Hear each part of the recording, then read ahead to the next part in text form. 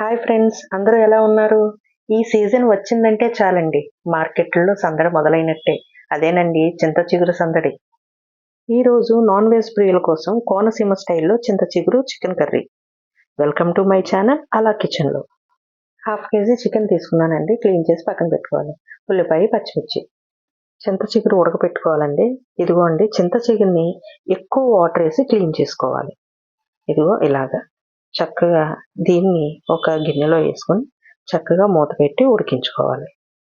చింత చిగురు కాస్త పుల్లగా, వగరగా, కమ్మగా ఉండడంతో ఈ సీజన్‌లో పల్లెల్లోనూ, పట్టణాల్లోనూ దీని డిమాండే వేరండి బాబు.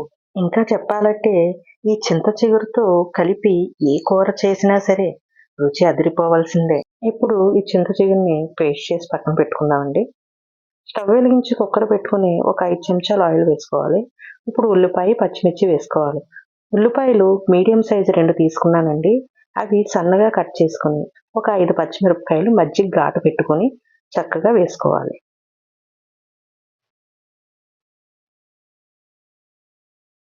ఆనియన్స్ కాస్త వేగుతుండగా ఇప్పుడు మనం సాల్ట్ వేసుకుందామండి. సాల్ట్ ఒక స్పూన్ వేసుకోవాలి. మీ టేస్ట్‌కి తగ్గట్టు. అలాగే చిటికెడు పసుపు. ఒకసారి బాగా కలుపుకుందాం. ఇదిగోండి ఇలా. ఇప్పుడు ఒక 5 మినిట్స్ మనం మూత పెట్టేద్దాం. ఇప్పుడు ఒకసారి మూత తీసుకొని చూద్దామండి. ఆ! ఇంకొక 5 సెకండ్స్ మనం ఇలా కలుపుతూ చక్కగా ఉల్లిపాయ మొత్తం మెత్తగా అయిపోయేంత వరకు ఫ్రై చేసుకోవాలి.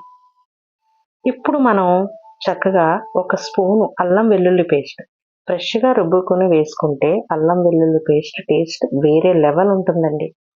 చక్కగా పచ్చి వాసన పోయేంత వరకు ఈ అల్లం వెల్లుల్లి పేస్ట్ ఆయిల్‌లో చక్కగా ఫ్రై చేసుకోవాలి. ఇప్పుడు చికెన్ వేసుకుందామండి. చికెన్ నేను బొంతకోడి తీసుకున్నాను. బొంతకోడి హాఫ్ కేజీ తీసుకున్నానండి.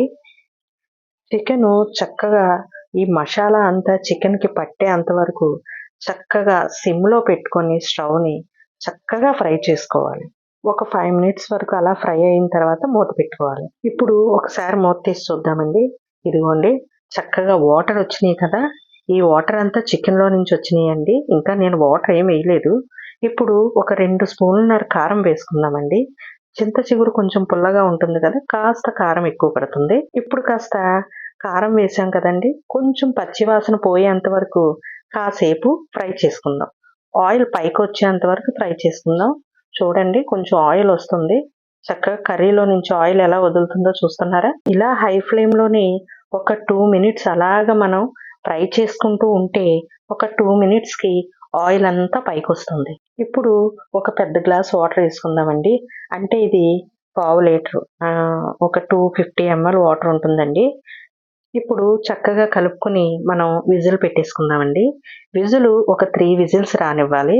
3 విజిల్స్ వస్తే సరిపోతుంది. చక్కగా మెత్తగా ఉడికిపోతుంది. ఒక 3 విజిల్స్ తర్వాత ఇదిగోండి మూత తీస్తున్నాను. చక్కగా 3 విజిల్స్‌కి పీస్ మెత్తగా ఉడికిపోయిద్దండి. కొంచెం వాటర్ ఉంటుందండి. స్టవ్‌ని కొంచెం హై ఫ్లేమ్‌లో పెట్టుకొని ఒక 5 మినిట్స్ మనం అలా ఉడికించుకుందాం. కొంచెం వాటర్ ఇంకిపోయాయండి.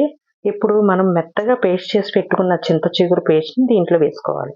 కొంచెం వాటర్ ఉండగానే మనం వేసుకోవాలి. అప్పుడు కాస్త చింత చిగురు, చికెను 2 కలిపి ఉడుకుతాయి. చక్కగా పీస్‌కి ఆ చింత చిగురు ఫ్లేవర్ పట్టిద్ది.